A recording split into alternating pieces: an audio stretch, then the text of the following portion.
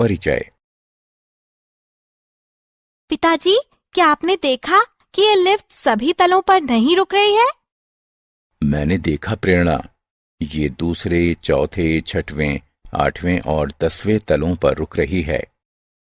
संख्याएं 2, 4, 6, 8 और 10 2 की गुणज है। सही है ना पिताजी? बिल्कुल सही है प्रेरणा। क्या तुम जानती हो कि 2, 2, 4, 6, 8 और 10 संख्याओं का गुणनखंड भी है? नहीं पिताजी, हमने स्कूल में अभी गुणनखंड सीखना शुरू ही किया है। बच्चों, इस पाठ में आप गुणज और गुणनखंड के बारे में जानेंगे। आओ सीखें। गुणजों का परिकलन करना, उभयनिष्ठ गुणजों को पहचानना, शब्द की समस्याओं पर गुणजों की अवधारणाएं लगाना, गुणनखंडों का परिकलन करना, उभयनिष्ठ गुणनखंडों को पहचानना, गुणनखंड आरेख बनाना, शब्द की समस्याओं पर गुणनखंडों की अवधारणाएं लगाना, गुणजों को जानना। मिस रीता प्रेरणा की गणित की अध्यापिका हैं। वो गुणजों की अवधारणा को पढ़ाने के लिए अपने छात्रों के साथ एक खेल खेल रही हैं। वो 3 के गुणजों के साथ शुरू करती हैं। लगभग 10 छात्र मिस रीता के आसपास खड़े हो जाते हैं। हर छात्र के पास 30 कंचे हैं। मिस रीता एक छात्र की ओर इशारा करती हैं। वो अपने मन में याद करता है कि 3 गुणा 1 3 होता है। वो उनके सामने बड़े रुमाल पर 3 कंचे रख देता है। मिस रीता एक दूसरे छात्र की ओर इशारा करती हैं। वो मन में पढ़ती है कि 3 गुणा 2 6 होता है। वो उनके सामने पड़े रुमाल पर 6 कंचे रख देती है। ये प्रक्रिया तब तक जारी रहती है जब तक कि 10वां छात्र उनके सामने पड़े रुमाल पर 30 कंचे नहीं रख देता। संख्याएं 3, 6, 9, 12, 15, 18, 21, 24, 27 और 30 अन्य संख्या के साथ 3 के गुणन हैं।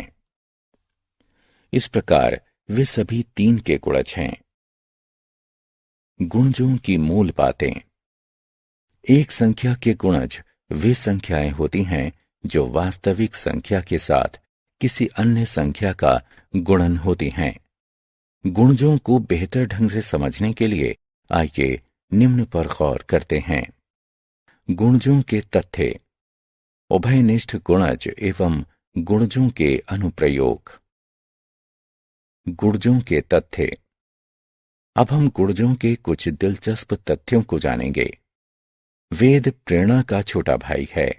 वो 4 कंचों का एक बक्सा खरीदता है। वो कंचों की कुल संख्या को इस प्रकार बतलाता है, 4 गुणे 1 बराबर 4। प्रेरणा बिस्किट का एक पैकेट खरीदती है जिसमें 5 बिस्किट हैं। वो बिस्किटों की कुल संख्या को इस प्रकार बतलाती है, 5 गुणा 1 बराबर 5। रश्मि प्रेरणा की बड़ी बहन है। वो 1 किलो आम घर लाती है जिसमें 6 आम होते हैं। वो आमों की कुल संख्या को इस प्रकार बतलाती है, 6 गुणा 1 बराबर 6। इन आंकड़ों से यह तो स्पष्ट हो जाता है कि हर संख्या खुद उस संख्या की गुणज होती है। वेद 4 कंचों का एक और बक्सा खरीदता है। वो कंचों की कुल संख्या को इस प्रकार बतलाता है, 4 गुणे 2 बराबर 8। प्रेरणा 5 बिस्किटों वाले 2 पैकेट और खरीदती है। वो बिस्किटों की कुल संख्या को इस प्रकार बतलाती है, 5 गुणे 3 बराबर 15। रश्मि 3 किलो आम और खरीदती है जिसमें हर 1 किलो में 6 आम हैं।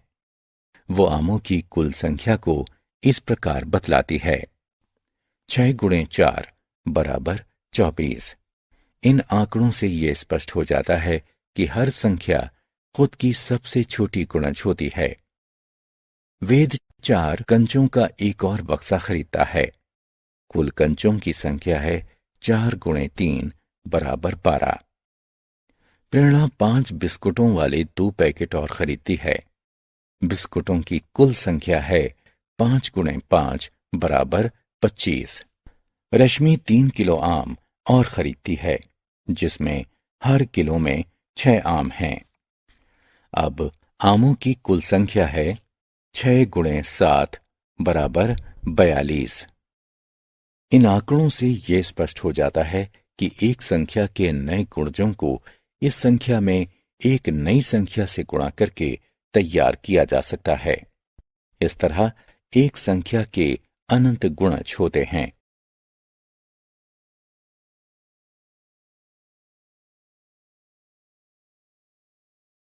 उभयनिष्ठ गुणज। रीमा और प्रेरणा एक खेल खेल रही हैं।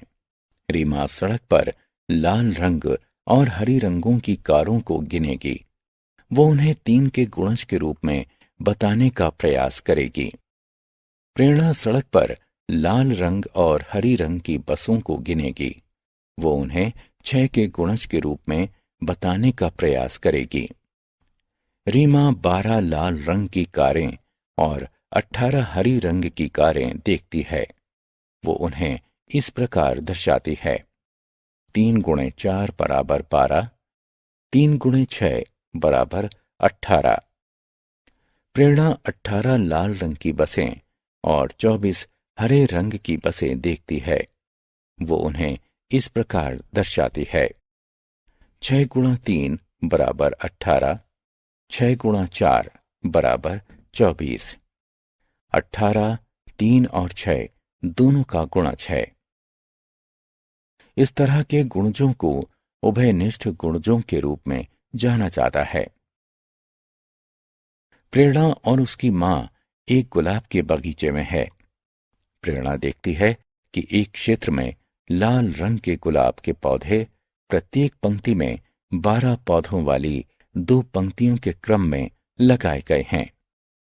एक दूसरे क्षेत्र में पीले रंग के गुलाब के पौधे प्रत्येक पंक्ति में 8 पौधों वाली 3 पंक्तियों के क्रम में लगाए गए हैं। और एक और दूसरे क्षेत्र में गुलाबी रंग के गुलाब के पौधे प्रत्येक पंक्ति में 6 पौधों वाली 4 पंक्तियों के क्रम में लगाए गए हैं। 24, 2, 3, 4, 6, 8 और 12 का एक गुणज है। गुणजों के अनुप्रयोग। आइए अब हम कुछ शब्द की समस्याओं पर गुणजों की अवधारणा लगाते हैं। वेद, प्रेरणा और रश्मि अपने घर की ओर पट्टियों पर दौड़ रहे हैं। चौथी पट्टी से शुरू करते हुए वेद एक बार में 2 कदम चलता है। प्रेरणा एक बार में 4 कदम चलती है और रश्मि एक बार में 6 कदम चलती है। 24वें कदम पर अपने घर पहुंच जाने से पहले किस अगले कदम पर वे तीनों एक साथ होंगे? वेद के कदम चौथे, छठे, 8वें, 10वें, 12वें, 14वें, 16वें, 18वें, 20वें, 22वें और 24वें हैं। 4, 6, 8, 10, 12, 14, 16, 18, 20, 22 और 24 2 के गुणज हैं। प्रेरणा के कदम 8वें, 12वें, 16वें, 22वें और 24वें हैं। 8, 12, 16, 20 और 24 4 के गुणज हैं। रश्मि के कदम 12वें, 18वें और 24वें हैं। 12, 18 और 24 6 के गुणज हैं। 12, 2, 4 और 6 का प्रथम उभयनिष्ठ गुणज है। इस तरह वे 12वें कदम पर मिलेंगे। आओ खेलें। सही विकल्पों को उठाकर रिक्त स्थानों की पूर्ति करें। गुणनखंडों को जानना। मिस रीता प्रेरणा की गणित की अध्यापिका गुणनखंडों की अवधारणा को समझाने के लिए अपने छात्रों के साथ एक और खेल खेल रही हैं। मिस रीता एक छात्र को बुलाती हैं और एक पहाड़ा सोचने के लिए उससे कहती हैं, जिसमें 12 एक गुणन के रूप में दिखाई दे। साथ ही वो उसे उस पहाड़े की संख्या अनुसार रखी हुई बहुत सी पीले रंग की गेंदों को उठाने के लिए कहते हैं। छात्र 2 पीले रंग की गेंदें उठाता है, अर्थात उसने 2 का पहाड़ा सोचा था। वो 4 और छात्रों के साथ इस अभ्यास को दोहराती हैं, जिसके परिणाम स्वरूप 2, 3, 4, 6 और 12 प्राप्त होते हैं, अर्थात 2, 3, 4, 6 और 12 12 के गुणज हैं। गुणनखंडों की मूल बातें। एक संख्या के गुणनखंड वे संख्याएं होती हैं जो वास्तविक संख्या को भाग देने से प्राप्त होती हैं तथा शेष शून्य होता है। गुणनखंडों को बेहतर समझने के लिए आइए देखते हैं गुणनखंडों के तथ्य।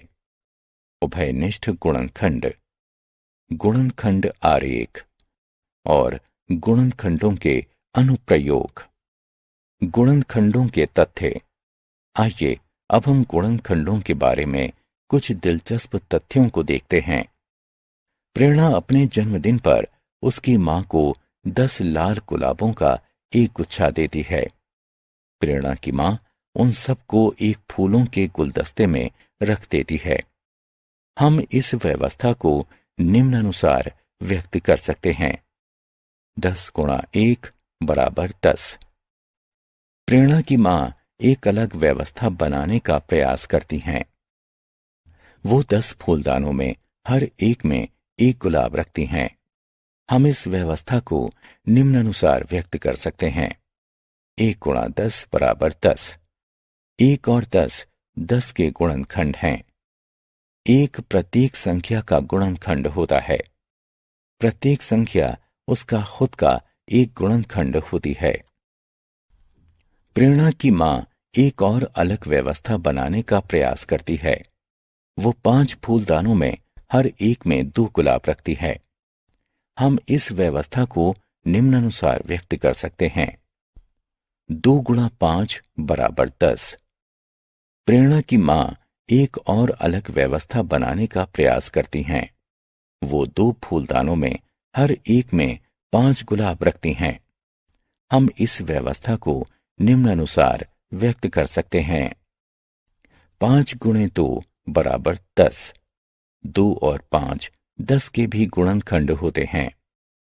क्योंकि और अधिक व्यवस्थाएं संभव नहीं है, अतः ये स्पष्ट है कि 10 के केवल 4 गुणनखंड 1, 2, 5 और 10 हैं। इस तरह हम कह सकते हैं कि एक संख्या के गुणनखंड सीमित होते हैं और एक संख्या स्वयं का सबसे बड़ा गुणनखंड होती है। उभयनिष्ठ गुणनखंड। प्रेरणा के दादाजी प्रेरणा को आइसक्रीम के लिए 5 रुपए देते हैं। वो आइसक्रीम की दुकान पर जाती है और 5 रुपए से अपनी पसंदीदा नारंगी आइसक्रीम खरीदती है। हम इसे इस तरह से बता सकते हैं। 1 गुणे 5 बराबर 5। 1 हफ्ते के बाद वो प्रेरणा को 10 रुपए देते हैं। इस बार वो 2 नारंगी आइसक्रीम खरीदती है। हम इसे इस तरह से बता सकते हैं।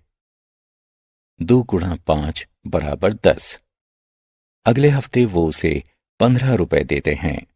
वो 3 नारंगी आइसक्रीम खरीदने का निर्णय लेती है। हम इसे इस तरह से बता सकते हैं। 3 गुणा 5 बराबर 15। ये स्पष्ट है कि 5, 5, 10 और 15 का एक गुणनखंड है। इस तरह के गुणनखंड उभयनिष्ठ गुणनखंड के रूप में जाने जाते हैं। गुणनखंड आरेख। आइए अब हम गुणनखंड आरेख की सहायता से 18 के गुणनखंड बताते हैं। 18 को 9 और 2 के गुणनखंडों के रूप में व्यक्त किया जा सकता है।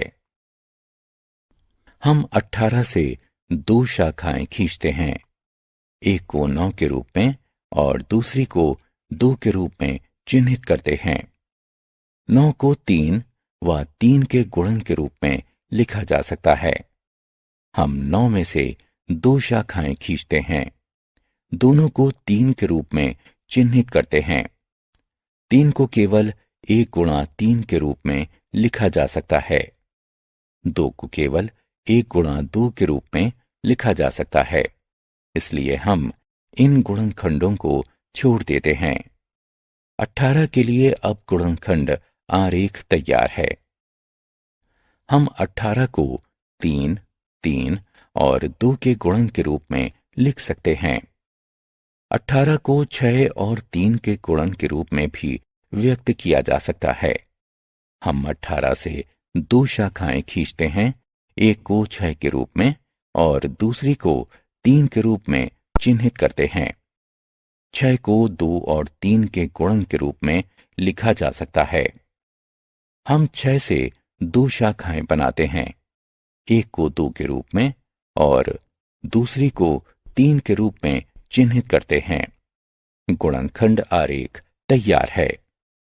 अब हम 18 को फिर से 2, 3 और 3 के गुणन के रूप में लिख सकते हैं। गुणनखंडों के अनुप्रयोग। आइए अब हम कुछ शब्दों की समस्याओं के लिए अवधारणा लगाते हैं। प्रेरणा के पास एक चार्ट पेपर है जो 4 फीट लंबा और 6 फीट चौड़ा है। उसे चार्ट पेपर पर तस्वीरें चिपकानी हैं। उसके पास हर तस्वीर अलग अलग आयामों की हैं। 2 feet by 2 feet, 3 feet by 3 feet और 2 फीट बाय 5 फीट। उन्हें काटकर छोटी किए बिना वो चार्ट पेपर पर किस आकार की तस्वीरें चिपका सकती है। आइए हम जांच करते हैं कि तस्वीरों के आयाम चार्ट पेपर के आयामों के गुणनखंड हैं अथवा नहीं।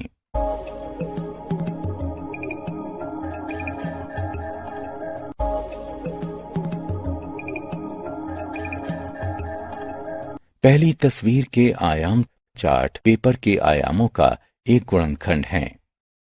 इस तरह प्रेरणा तस्वीरों को काटे बिना चार्ट पेपर पर 2 फीट बाय 2 फीट के आयामों की तस्वीरें चिपका सकती है। आओ खेलें। क्लिक करें और कॉलम क की वस्तुओं का कॉलम ख की वस्तुओं से मिलान करें।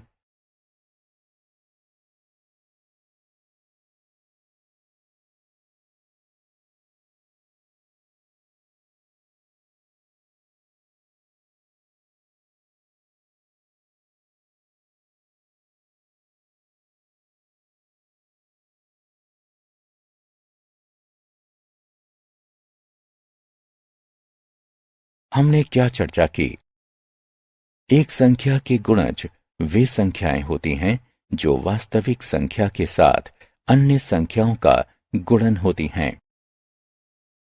प्रत्येक संख्या खुद का सबसे छोटा गुणज होती है।